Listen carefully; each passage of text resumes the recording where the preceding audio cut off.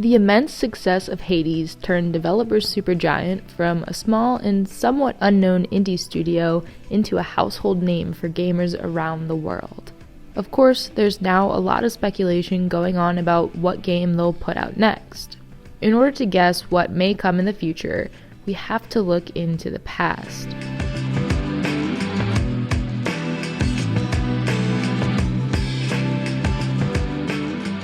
Bastion came out in 2011, a fantasy hack-and-slash story-driven isometric RPG experience. It was a completely original and completely beautiful game that came out of nowhere, which built up a small following for Supergiant.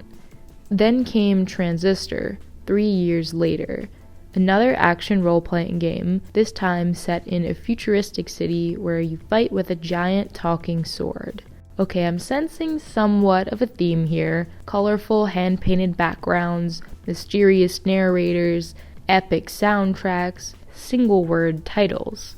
Then 2017 comes around and we get Pyre. This one is kind of weird. Now we have a turn-based game that mixes interactive novels with basketball. Pyre is definitely the odd one out. The lore gets super deep, and there's an intense amount of decision-making in between matches. Supergiant definitely isn't afraid of trying something new. It's now 2020, 3 years later. Again, sensing another theme here with release dates. Hades explodes out of early access, and everyone is going crazy for this roguelike dungeon crawler. This is Supergiant's first game based on an existing mythology, but they still make it feel unique and, of course, visually and audibly stunning. So where does this all leave us? It's now 2022, and as their every 3-year release schedule indicates, we should be seeing a new game next year, right? After Hades launched in 2020, Supergiant put out a statement on their blog saying, "Once we're sure things are in a good spot, our small team will be taking a break to recharge and plan what's next. Looking further ahead to 2021 and beyond, we'll be excited to say more about what's in store for us just as soon as we're ready." I love to see that the team makes taking a break after a huge launch a priority, especially since there will be a lot more pressure placed on them from now on. But the team is definitely back in the saddle now. In May of last year, there was a listing for a full-time 3D character artist on their website. And on August 16th of this year, Supergiant posted a job listing for a part-time map artist. Doesn't seem like much of a lead at first, but we actually do learn 2 important things from this post. First, the game environments are confirmed to be 2D. Based on the studio's history of 2D games, this one was pretty much a given, but it's nice to know for certain. The second thing we learned from this is that the game is past the earliest stages of development.